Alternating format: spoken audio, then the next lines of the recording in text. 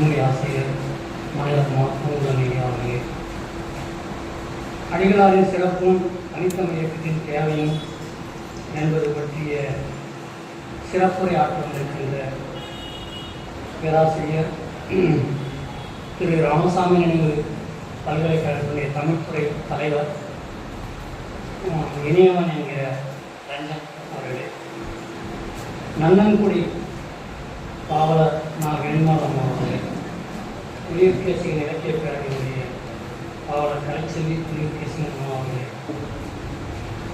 அரசியல் கல்லூரியினுடைய இளம் பேராசிரியர் தமிழ்துறை மாணவர் கே கமலாமுருகன் அவர்களே, வரவேற்புரை ஆற்றிய மதிப்புக்குரிய இறைநூதராமணி அவர்களே, நன்றியுரை ஆற்ற இருக்கின்ற மதிப்புக்குரிய இயந்திரை அவர்களே, இந்த நிகழ்வை ஒருங்கிணைத்து தந்த ஒருங்கிணைத்து ஆற்றிக் கொண்டிருக்கின்ற மதிப்புக்குரிய தோழர் பூழன் அவர்களே, இங்கே வந்திருக்கக்கூடிய அனைவரையும் பேர் சொல்லி அழைக்கலாம் என்றால் எனக்கு விருப்பம். ஆனால் நேரம் கடந்து விட்டதால் அனைவருடைய முகத்திற்கும் முகத்தான வந்து இனி நோக்கி என்னுடைய மகிழ்ச்சியான வணக்கங்களை தெரிவித்துள்ளேன்.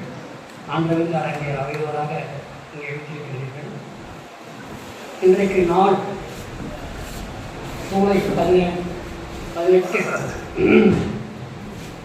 நாம் இங்கே மறைமலையுடைய 150வது ஆண்டு அவர் 15 பிறந்தார். 150வது ஆண்டு பிறந்தநாள் நினைவு கொண்டாடி கொண்டிருக்கிறோம்.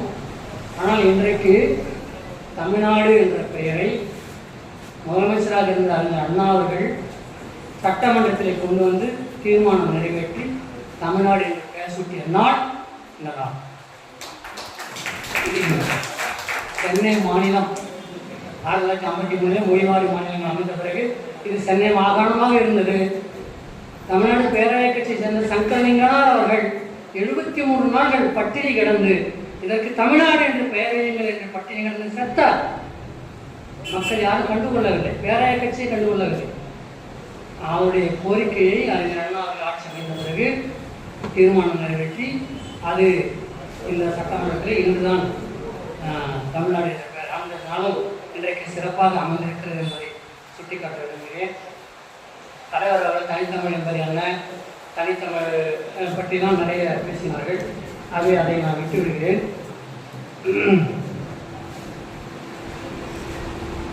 அடிகளாருடைய சிறப்பை பற்றி இங்கே குறிப்பிட்டாக வேண்டும். மொழிஞாயிறு பாவாணரை அவர்கள் அடிகளாரை பற்றி சொல்லியது, 3000 ஆண்டு மோதும் வடமொழியால் சாவான் தகைநிலையின் தந்தமிழை மேடி குமரி தனிநிலைக்கு கொண்டு வந்த அப்பர் அமரர் மறைநிலையார் என்று போற்றுகிறார். புரட்சிப்பாவேந்தர் பாரதிதாசன் அடிகளாருடைய கல்வி மேம்பாட்டினையும் கலைத்திறன் படைப்புகளின் மேம்பாட்டினையும் எவ்வாறு போற்றுகிறார்? நுண்ணிய நூல் பலமும் தற்பதே நோன்பாக எண்ணிய வானாலெல்லாம் அடித்து மறைநிலையார் அடித்து பண்ணிய செந்தமிழ் நூல் ஒவ்வொன்றும் பைந்தமிழ் காக்கும் படர் சொல்கிறார். பாவலர் அவர்கள் 66 ஆண்டுகளுக்கு முன்பு 1960 ஜனவரி 59 ஆகஸ்டிலே தென்மொழி இதழை தொடங்குகிறார். பாவலருடைய வெளிப்பாடுகள் இந்த தமிழகத்திலே பரவ வேண்டும் என்பதற்காக அந்த 7 ஓராண்டு முடித்து ஆண்டு மலர் வெளியிடுகின்ற போது அதிலே பாவலர் அவர்கள் மறைமலையடிகளாரை பற்றி சொல்வது என்ன? மறைமலையடிகளாரை கூறுவது என்பது விழுப்பமும் வழக்கமும் சான்று இனிய எளிய ஆற்றொழுக்காய் நடந்து கருத்தாழமும் சொல்லின்பமும் கொண்டு அருவியின் ஓசை போன்று செவி இன்பமும் அறிவு இன்பமும் பயப்பதாக அமைந்த கண்ணிய தனித்தமிழ் உரைநடையைத்தான் மறைமலையடிகள் என்று சொல்லலாம். அப்படி மறைமலையடிகள் தம் அளப்பரிய கல்வி வளமையால் உயர்ந்த அறிவியல் நூல்களை கூட தனித்தமிழ் இயற்றியவர் மறைமலையடிகள் என்று சொல்கிறார். ஆரியர் கொள்கை மறுப்பு, சாதி பூசல் எதிர்ப்பு கொண்டவர் மறைமலையடிகள் என்று சொல்கிறார். அடிகளாருடைய 98ஆம் பிறந்தநாளை நினைவு கூறுகின்ற நிகழ்வு சென்னையில் நடக்கின்றது. அதற்கு பாவலர் அவர் மிகச்சிறந்த ஒரு கட்டுரையை தருகிறார். அடிகளாருடைய செய்யுள் மாண்பு என்பது. பாவலர் அவர்கள் நாம வேங்கடசாமி நாட்டார் கல்லூரியிலே தமிழக உமாமகேஸ்வரன் அவருடைய முன்னிலையிலே ஒரு கட்டுரை படித்தார். இலக்கியத்தில் தமிழ் துறையினுடைய வளர்ச்சியின் பங்கு என்று. அது மிகச்சிறந்த ஒரு படைப்பு என்று பலராலும் பாராட்டப்படுது. அப்படிப்பட்ட பாராட்டு தான் இந்த செய்யுள் மாண்பு பற்றி மறைமலை அடிகளுடைய செய்யுள் மாண்பு பற்றி பாடல்கள் மிக நீண்ட கட்டுரை, 3 தென்மொழி இதழிலே அது முற்றுப்பெறாமல் இருந்தது. அதிலே அவர் பலவற்றை குறிப்பிடுகிறார். மறைமலைகள் பற்றிய செய்திகளை அகவை 15 மறைமலை அடிகளுடைய அகவை 15 முறைப்படி தொடங்கிய தமிழ் பயிற்சி அகவை 21க்குள் தொல்காப்பியம், திருக்குறள், திருச்சிற்றம்பல கோவை 3 முழுவதுமாக மனப்பாடம் செய்த திறமை மறைமலை கலித்தொகை முதலான பல இலக்கியங்களை பகுதி பகுதியாக மனப்பாடம் செய்திருக்கிறார். இறைநாரக பொருளுரை, யாப்பருங்கலத்து அறிக்கை, தண்டி அலங்காரம் முதலிய பல இலக்கண நூல்களையும் பகுதி பகுதியாக மனப்பாடம் செய்திருக்கிறார். இப்படி பல சிறப்புகளை அந்த கட்டுரையில் சொல்கிறார். அடிகளாருடைய நூற்றாண்டு விழா 1976 வருகிறது. தென்மொழியிலே அவர் சிறப்பித்து எழுதுகிறார். புலன் மழுங்கி கிடந்த தமிழர் உள்ளத்தில் தனித்தமிழ் ஒளியை ஏற்றியவர் மறைமலை அடிகளார். அடிகளாரின் வாழ்வியல் தொண்டு 3 கூறுகளை உள்ளடக்கியது. 1 மொழி திருத்தம், 2வது சமய திருத்தம், 3வது இன திருத்தம். மொழி திருத்தம் என்பது ஆரியத்தால் கட்டளிட்ட செந்தமிழை தம் வளமை மிகுந்த புலமைத்திறனால் கட்டறுத்து தமிழை காத்தவர் மறைமலை அடிகளார். சமய திருத்தம் பற்றி பாவலர் கூறுவது, போலி மூட நம்பிக்கைகளாலும் சாதி சரக்குகளினாலும் சீர்கெட்டு வந்த சைவ சமயத்தை தம் அகப்புற ஆய்வினால் புலந்திருத்தியவர் என்று சொல்கிறார். 3வதாக இனத்திருத்தம். ஆரிய பார்ப்பனரால் தாழ்த்தப்பட்டும் வீழ்த்தப்பட்டும் திசை மாற்றப்பட்டும் நிலை தடுமாறிய தமிழினத்துக்கு மெய் வரலாற்று கூறுகளை தம் நுண்மான் நுழைவுறுத்த நன்கு எடுத்துக்காட்டி பழந்தமிழ் வரலாற்றை ஒளியேற்றிய உரமும் கொள்கையும் உறுதியாய் கொண்டவர் மறைமலை அடிகள் என்று பாவலர் போட்டுகிறார். பாடல் ஒன்று எழுதுகிறார். 1920 தென்மொழியிலே போடுகிறார். பெரிய நீண்ட பாடல்லாம் நான் சுருக்கமாக சில வரிகளை மட்டும் சொல்கிறேன். மறைமலை அடிகளே நிறை தமிழ் வளர்த்தவர், குறைவர் நூல் பல நிறைவுற தந்தவர், துணிதலை நிமிர்த்தியவர், செந்தமிழ் குடியினை உயர்த்தியவர், ஆரியர் அடங்கிட மரம் உழைத்தவர், செறிவுறும் கருத்தினை முறிவுறும் மடமையை சினத்தோடு தாக்கியவர், புலவரி சிறுமையை போக்கியவர் என்று அந்த பாடல் சொல்கின்றார். அடிகளார் பல்துறை ஆற்றல் சான்றார். இலக்கிய இலக்கண பெரும்புலவர், பெரும்பாவலர், பேராசிரியர் திருத்தல் கல்லூரியிலே 60 பேர் தேர்வு எழுதுகிறார்கள். அந்த ஒரு பதவிக்கு மறைமலை அடிகளார் தேர்ந்தெடுக்கப்படுகிறார். பிறகு வாய்மொழி தேர்வு. மறைமலை துறைத் தலைவராக இருந்த பரிமார் கலைஞர் சூரியநாராயண சாஸ்திரியார் தன்னுடைய துணை பெயராக சூழியார். அவர் 3 வினாக்கள் எடுக்கிறார். 3 வினாவுக்கும் இவர் மிக சரியாக விடையளிக்கிறார்.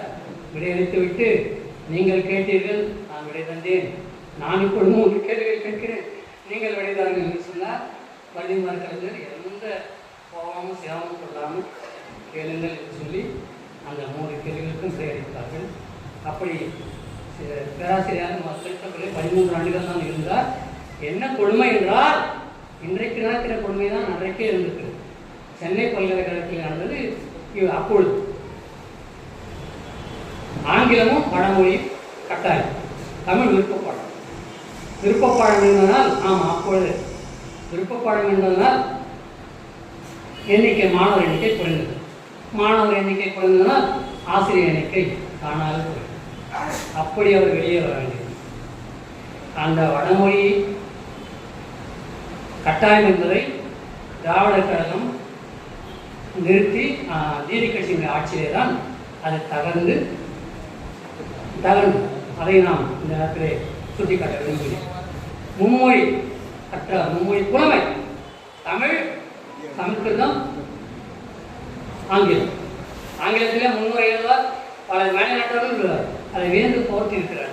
சமஸ்கிருதம் சூத்திரம் படிக்கக்கூடாதுனால ஒரு பார்ப்பன பிள்ளையை பிடிச்சி, நான் உங்களுக்கு தமிழ் சொல்லித்தரேன், நீ எனக்கு சமஸ்கிருதம் சொல்லித்தா அப்படின்னு சொல்லி அப்படி படித்தவர்.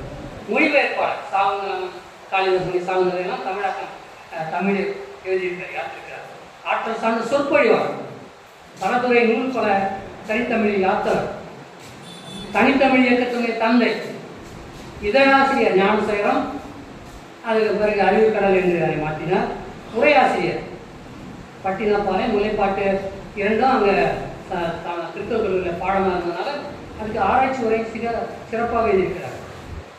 வள்ளலாரிடம் ஈடுபாடு கொண்டு சமரச சன்மார்க்க சங்கம், அதை பொதுநிலை கழகம் என்று தமிழை படுத்தி நடத்திட்டார்.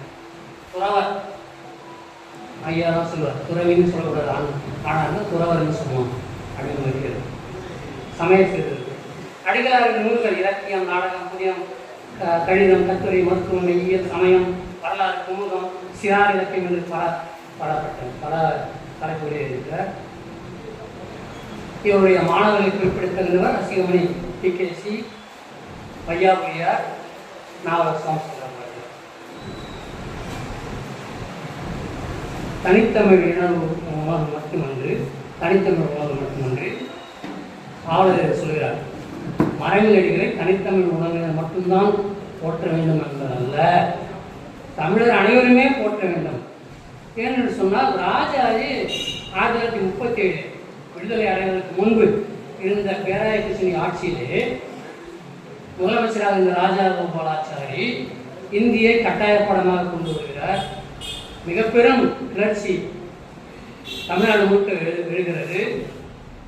அங்கிருந்து திருச்சியிலிருந்து வழிநடை பயணம் தொடங்கி 300 ஊர்களையும் பார்ப்பதை செய்து கொண்டு கடற்கரையிலே நடக்கிறது.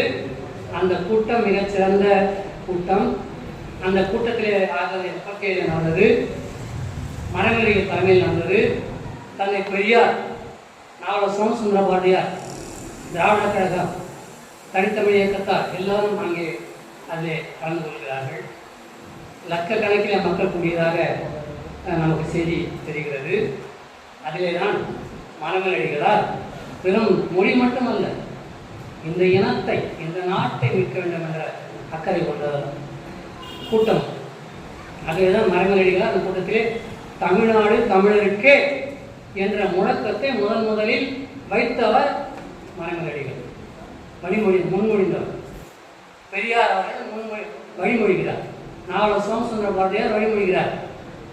ஆக அன்றைக்கு அவர் இயற்றிய அந்த மொழி பிறகு பெரியார் அவரால் நடைமுறைப்படுத்தப்பட்டு, பெரியார் அவர்கள் அதே 1973 இறுதி கூட்டத்திலே தமிழ்நாடு தமிழுக்கே என்று அத்துணை வழியிலும் அவர் சொல்லியிருக்க முழக்கமிடுகிறார் பெரியார். பாவேந்தர் ஐயா அவர்கள் தனித்தமிழை மட்டும் அவர் சொல்லவில்லை, தனித்தமிழ் நாட்டுக்காக பாடுபட்டார். மொழி இனம் நாடு என்பதற்காக பல்லாண்டுகள் சிறையில் இருந்தார், பல தடவை சிறையில் இருந்தார். இந்த செய்திகள்லாம் சொல்ல வேண்டியதாக இருக்கிறது. ஆகவே தனித்தமிழ் உடைய தேவைகள் இன்று இருக்கிறதா? அன்றைக்கு இருந்தது இன்றைக்கு இருக்கிறது. அன்றைக்கு சமஸ்கிருதம் இருந்தது, சமஸ்கிருதத்தை ஒரடியாக ஒழித்து விட்டோம். ஆனால் இன்றைக்கு ஆங்கிலம் அந்த இடத்தை பிடித்துக் கொண்டிருக்கிறது. நிறைய சொற்கள், இங்கே நேரம் குறைவாக இருக்கிறதால் அதையெல்லாம் நாம் சொல்லவில்லை. அத்தனை அந்த சொற்களை எல்லாம் நாம் விரட்ட வேண்டியிருக்கிறது. வெட்டு என்று ஒரே சொல்லி சொல்வதை கட் பண்ணேன், அழை என்று ஒரே சொல்லி கால் பண்ணேன், புஷ் கல்லு என்பதை புஷ் பண்ணேன், இழு என்பது ஒரே சொன்னான். ஆனால் ஆங்கிலத்தை சொல்லி ரெண்டு இப்படி நிறைய இருக்கிறது. ஐயா அவர்கள் அந்த தனித்தமிழ் இயக்கம் அங்கே எப்படி வளர்ந்தது என்று உங்களிலே சிலருக்கு தெரிந்திருக்காது என்பதை அவருடைய இயற்கையை வெட்டிக்கொண்டு சொல்ல எனக்கு விருப்பமாக இருக்கிறது. மறைமொழிகளாலும் அவருடைய மகள், அம்மாவுடைய அம்மம்மா பாட்டி நீலாம்பிகை அம்மையார் 13 வயது சிறுமி, இருவரும் தோட்டத்திலே மறைமொழிகளாலும் அம்மையார் நீலாம்பிகை அம்மையாரும் உலகை கொண்டிருந்த பொழுது அம்மையார் பாட்டு போடுவார்கள். அன்றைக்கு வள்ளலாருடைய பாட்டு பெற்ற தாயுதனை மறந்தாலும் என்ற ஒரு அருமையான பாடல், அதை பாடுகிறார். மறைமொழிகளார் கேட்கிறார், மறுபடியும் பாடுமா நீலா என்று சொல்கிறார். மறுபடியும் அந்த 13 வயது சிறுமி பாடுகிறார். பாடி முடித்த பிறகு பாருமா, அந்த தேகான ஒரு சொல் வருதுமா, எவ்வளோ அருமையான பாட்டுமா. அந்த ஒரு சொல் தமிழ யாக்கை மெய் உடம்பு என்று 3 சொற்கள் இருக்கின்றன. ஆனால் தேகம் வந்து 3 சொல்லி அப்புறப்படுத்தணுமா அப்படி துடிதுடித்து சொல்ல அது அங்கே தலைவர் சொன்னது ஏற்கனவே அவருக்கு அந்த தனித்தமிழ் உணர்வு இருந்திருக்கு, இல்லாமல் இல்லை. அது இங்கே சொன்ன நிறைய நேரம் ஆகிடும். அப்போது இந்த அம்மாவுடைய பாட்டி சொல்கிறாங்க, அப்படின்னா நம்ம தமிழ் சொற்களை கையாளலாமே, சமஸ்கிருத சொற்களை அப்புறப்படுத்தலாமேன்னு சொல்லி தூண்டுகோலாக ஒவ்வொரு ஆணுடைய வெற்றிக்கு பின்னாலும் ஒரு பெண் இருப்பதாக நாம் சொல்லுகிறோமே தவிர, அந்த மறைமொழிகளுடைய வெற்றிக்கு அம்மையார் ஒரு சிறு தூண்டுகோலாக அன்று இருந்தால், இன்றைக்கு நாம் அவருடைய பேத்தி அவருடைய வடிவமாக இங்கே நாம் பார்ப்பதில் மகிழ்ச்சி அடைகிறோம். அதே போல தான் இங்கே நன்னன் ஐயாவுடைய மகள்கள் இருவர், அதே போல தான் நம்முடைய பேராசிரியர்கள் பாவலர்களுடைய அந்த நூறாசிரியம் என்ற நூலை அங்கே அமர்ந்திருக்கிற கௌசல்யா அவர்களை ஆய்வு செய்ய சொல்லியிருக்கிறார். அப்படி அரசு கல்லூரியில் இருக்கிற பேராசிரியரும் இங்கே வந்திருக்கிறார். இப்படி பல சிறப்புகள் இங்கே இருக்கின்றன. ஒன்றும் இல்லை, நான் ஒரே ஒரு சொல்ல மட்டும் நான் உங்களுக்கு சொல்கிறேன்.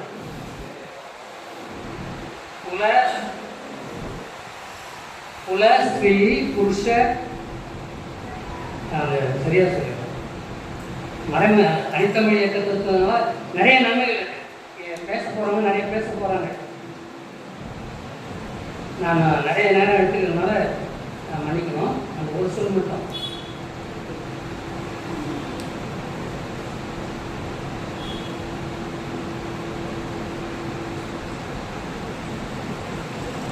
மரங்களடிகளை பற்றி மரம் செடி கொடிகள்லாம் இழிவு செய்கிறாங்க. அதெல்லாம் கூட அவர் பொருட்படுத்தாமல் செய்கிறார். ஆனால் இப்போ தமிழில் இருக்கிற சொல்லிட்டா உங்களுக்கு எளிதில் விளைவிக்கலாம். ஆனால் அதுக்கு முன்னாடி அந்த சொல்லுறாங்க.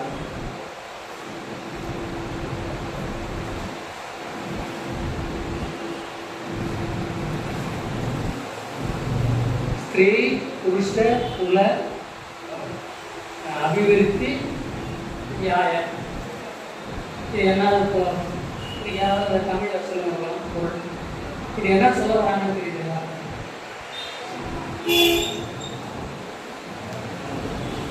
நம்ம நேற்று கூட அந்த தமிழ்நாடு அரசு ஒரு வேண்டுகோள் கொடுத்துருக்கு. தமிழ்நாட்டில் முதலமைச்சர் அதை நிறைவேற்றி இருக்கிறாரு. கணிப்பில் உட்காந்து நம்மளாம் அலைபேசி நடக்கணும்னு சொல்லியிருக்காங்க. அதுதான் என்னது மக்கள் தொகை. மக்கள் தொகைன்ற சொல்லு எவ்வளோ எளிமையாக இருக்கு. மக்கள் தொகை கணக்கு. ஆனால் அவங்க என்ன எழுதுனாங்க, குல ஸ்ரீ புருஷ விருத்தி யாக்கியா அப்படின்னு சொல்றாங்க. இப்படிதான் ஸ்ரீ புருஷ பால விருத்த. ஸ்ரீனா மனைவி, புருஷனா பாலன் குழந்தைகள், விருத்தா குடும்பத்தில் இருக்குது. ஆயிரத்திய கூட இந்த சட்டத்துக்கெல்லாம் இந்தியில் கொண்டு வந்தாங்க. சமீதாக இவங்கதான் ஏதோ வருது அந்த மாதிரி. அதே போல் ஆணாத ரோகம் அதை சொன்னாங்க தலைவர் மருத்துவராயில் சாமி சொன்னார். ஆணாத ரோகம் போட்டு தமிழில் உஷ்ணவாயு அப்படின்னு போட்டிருக்காரு. இல்லை உஷ்ணமாக தமிழ் கிடையாது, வாயுவும் தமிழ். ஆனால் போன கூட்டத்தில் எங்கள் ஆய்வரங்கில் அறிவியர் சொன்னார், இந்த உஷ்ணம் கூட தமிழிலிருந்து போனது. உண்ணம், வெப்பத்தை குறிக்கின்ற உண்ணம் என்று சொல்ல திருடிட்டான் நிறைய. அதெல்லாம் சொல்லிக்கிட்டே இருக்கலாமா நாள் கணக்கில். சொல்லி சொல்லி சொல்லி எது தமிழ் சொல்லி எது சமஸ்கிருத சொல்லுன்னு சொல்ல முடியாமல் போய் மரங்கடிகள் வாரம் பாவாணர் அவர்களும் பாவலர்கள் அவர்களும் அருளியார் அவர்களும் போனவர்களும் இதுதான் தமிழ் சொல். இது வட சொல்லாக இருந்தால் கூட தமிழும் திருடி கொண்டு போனது என்ற செய்திகளை எல்லாம் இங்கே சொல்லியிருக்கிறாரு. இவ்வளோ நேரம் பொறுமை காத்தவங்கள் அனைவருக்கும் நன்றி. இந்த வாய்ப்பினை நல்கியமைக்கும் நன்றி.